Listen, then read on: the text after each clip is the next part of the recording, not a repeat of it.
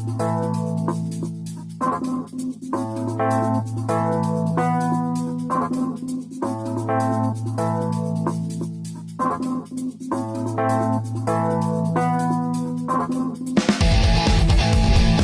in our freedom series about the different areas where we need freedom.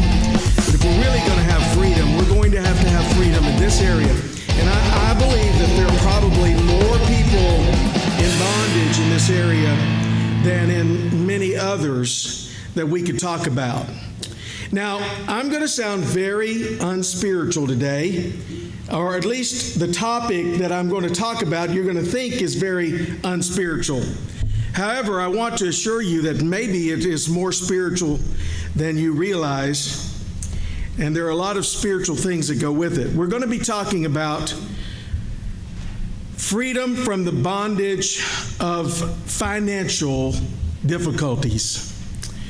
Freedom in the area of finances.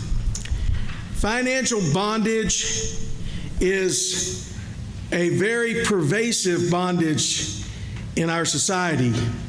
If you just look at the statistics on individual debt, family debt, you'll see that a lot of people are struggling in this area.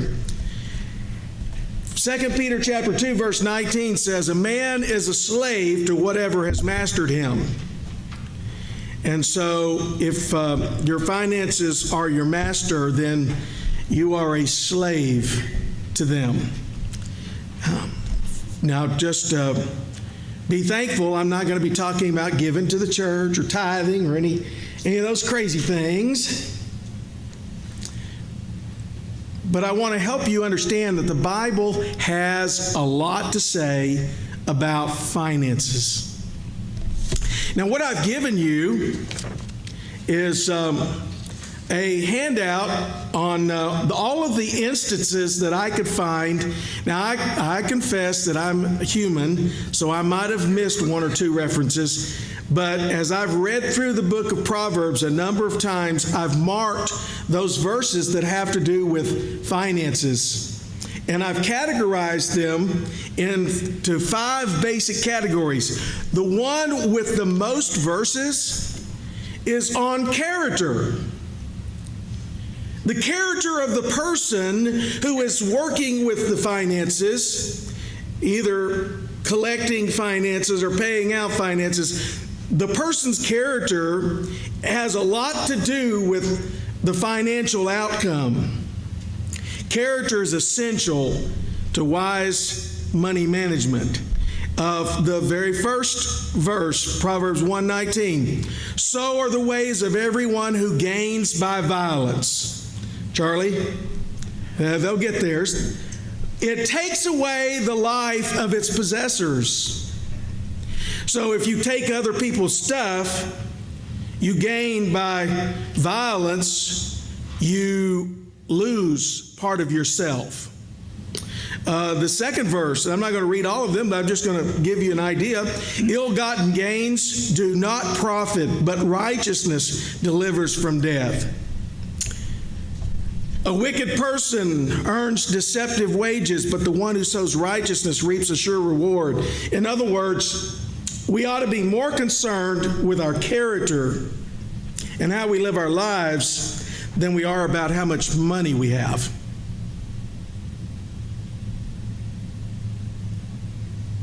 Jesus says it well.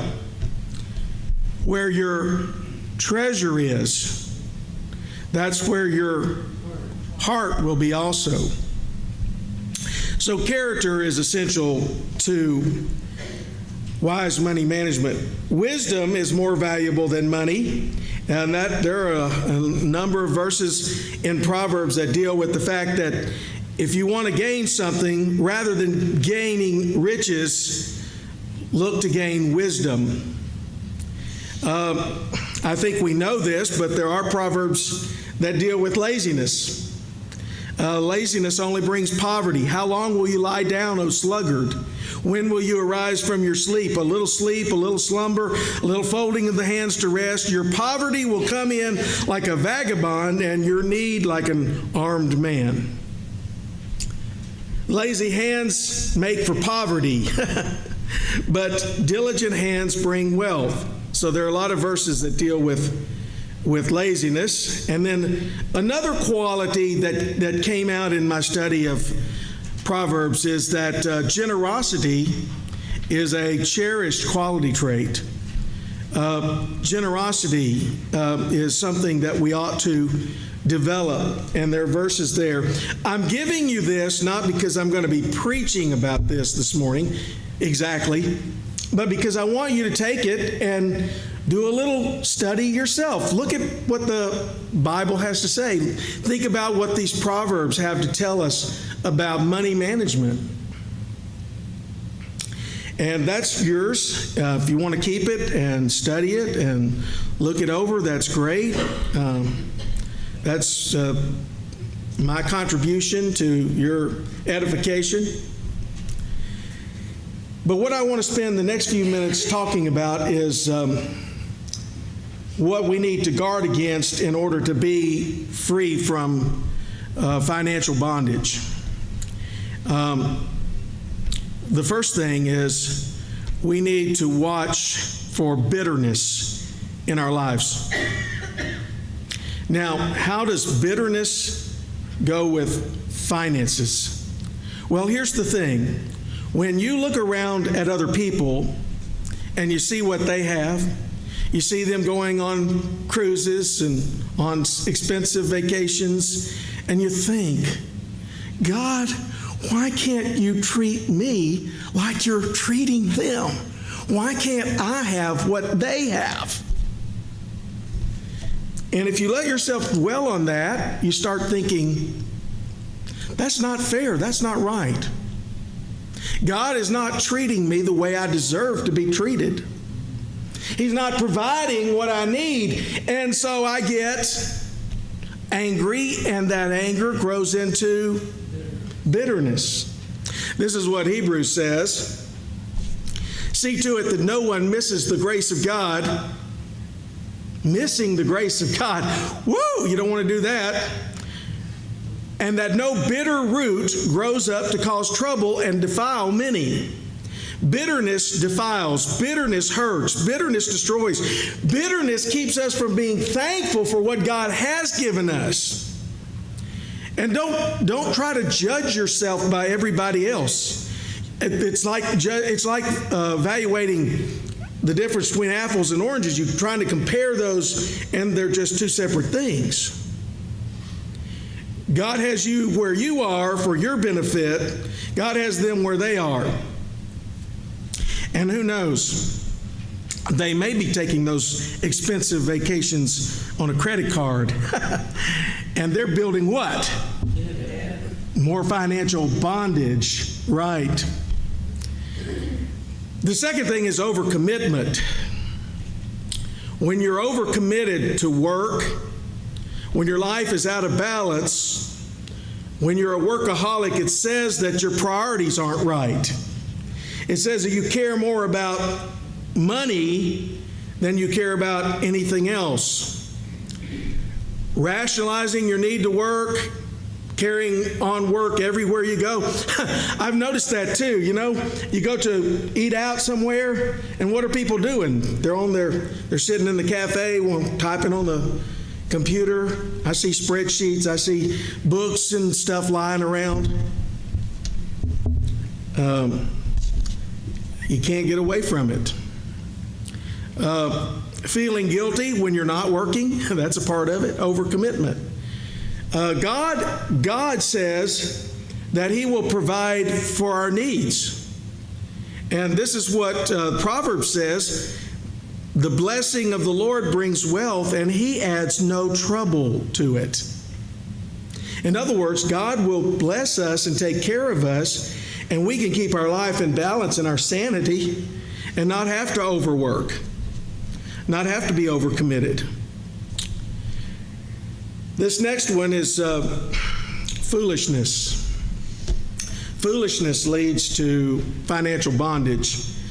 When you're so intent on getting money any way you can, then there are people who will promise everything, take your money, and give you nothing. those get-rich-quick schemes that so many people get involved in. And sadly, some of us older people especially are targets for that kind of stuff. Sadly, borrowing money to invest is never a good idea. Not being able to refuse sales, purchasing luxury items when you neglect your needs. All of these areas are foolish ways to handle money, and they only, again, bring financial bondage to us. Proverbs says again, the wisdom of the prudent is to give thought to their ways, but the folly of fools is deception. And then dishonesty. By the way, I want to tell you that I'm not going to confess to being dishonest right now. I'm going to confess to being foolish, but I'm glad that someone was not dishonest. I went to the store the other day, and we give our kids and our grandkids, we give them the cards, the gift cards. So that way they can get whatever they want, and we don't always know what they want, but they seem to enjoy getting gift cards, so we do that, and we gain fuel points. Don't tell. Shh. Shh. But I had wrapped my gift cards up in a little bag and thrown them into that seat that I no longer have to worry about, that one where you put the child. Well, I use it as an extra place to put stuff. So I threw that up there and had all my other bags in my cart. And I'm getting old. Oh, I'm getting so old. I took my cart out to the car, emptied the stuff out of the cart, and I shoved the cart in the place where you put the carts, and I drove off. And I started thinking, did I get those gift cards? I got home, we shuffled through all the bags, and no gift cards. Oh boy, that's money there. Money that somebody else has free access to, and I don't have any more. And I'm just thinking, I know you guys don't ever do that. I do this. How stupid can I be? Well, anyway, so I'm back in my car, driving back to Kroger, and Sheila calls and asks about if anybody's found gift cards. And she calls me and says those magical words, "They're at customer service." Oh, thank God. Woo! I went up to the lady and I told her what I was looking for, and she gave me the cards, but she said, I said, I was reaching for my wallet. I was going to pull out my identification. I said, do you need identification? She said, no, I'm an honest clerk, and we have some honest peep shoppers too here. I said, yes, and I am so thankful. But I got my cards back.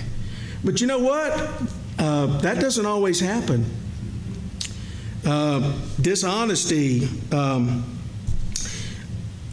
where you do all kinds of things, like, for instance, you wear something and you decide you don't like it, so you'll just take it back to the store.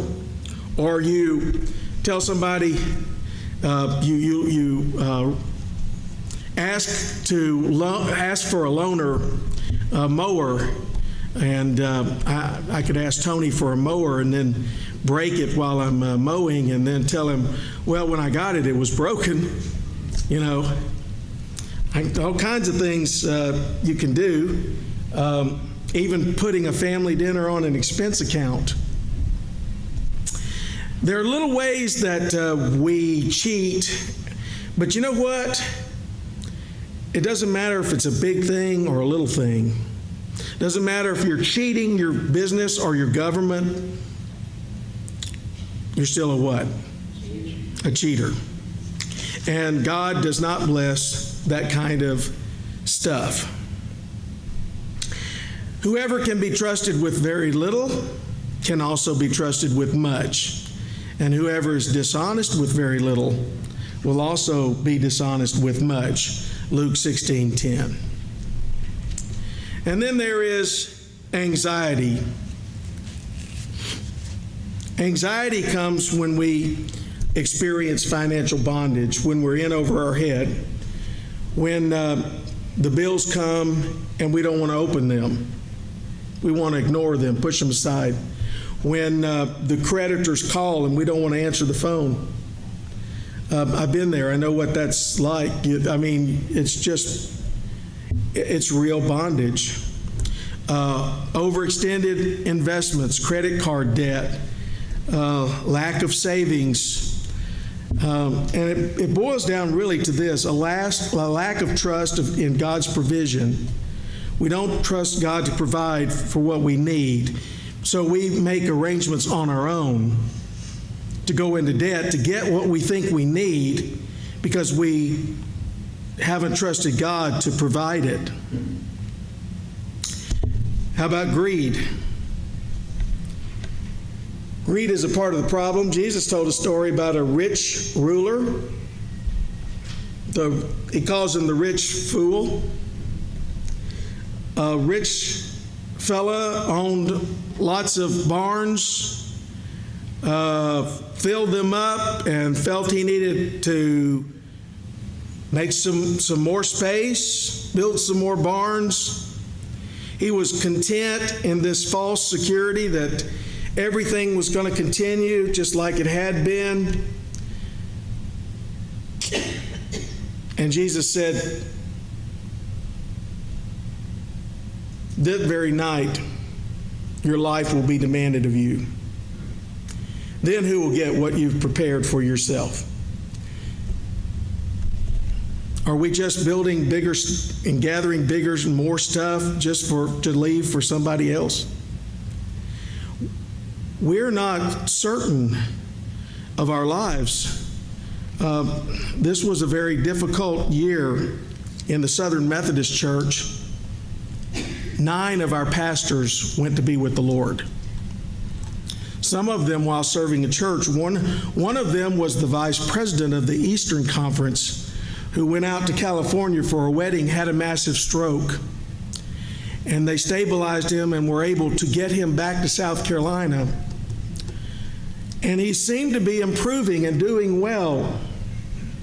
And then a blood clot took his life. We don't know. We don't have a clue what tomorrow holds for us. And we need to be more concerned about other things than just amassing more and more possessions. Envy. Envy's like greed. You see what other people have and you want what they have. And you become resentful because you don't have what they have. And you want to find a way to get what they have. All of these things are attitudes that contribute to financial bondage. If you're going to deal with financial bondage, you know where you have to, and money management, you know where you have to start?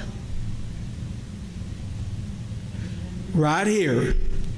Right here. You have to get your heart right with God. And you have to say, God, I'm going to trust you to take care of me because I can't take care of myself. I'm going to trust you. You have said, this is David's words, I have never seen the righteous forsaken, nor his children out begging for bread.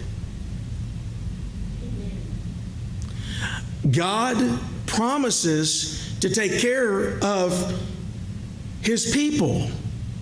Jesus says, if God so clothes the lilies of the field and takes care of the birds of the air, will he not provide for you? Are you not of much greater value than they are?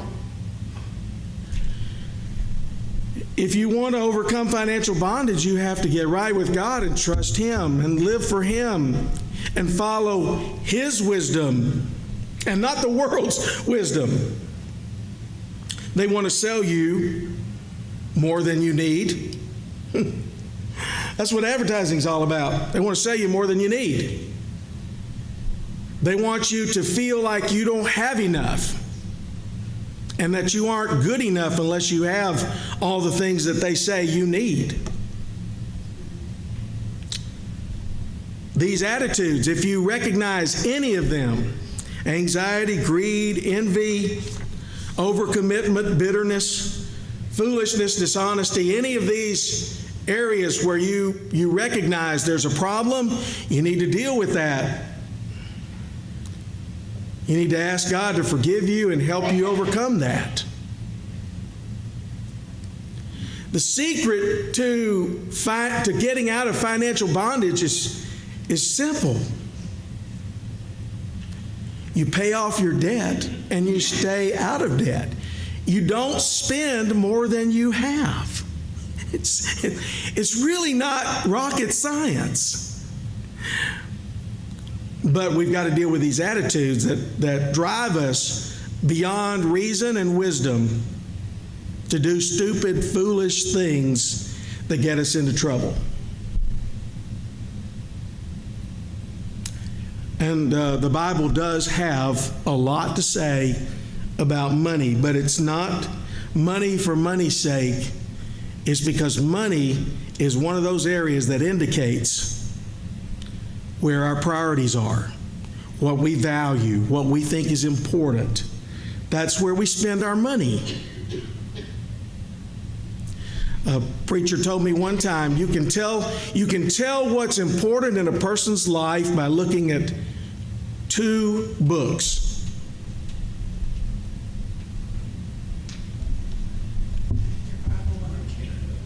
Your date book and your checkbook. But yeah, your Bible will show if you've been using it or not. Yeah, your date book and your checkbook, where you spend your time and where you spend your money, will most likely tell us what's important in your life. So if you really want to know, take a look. See where you're spending your time and your money, and then realize that's what you think is important. If you need to change that, change it. Let's pray.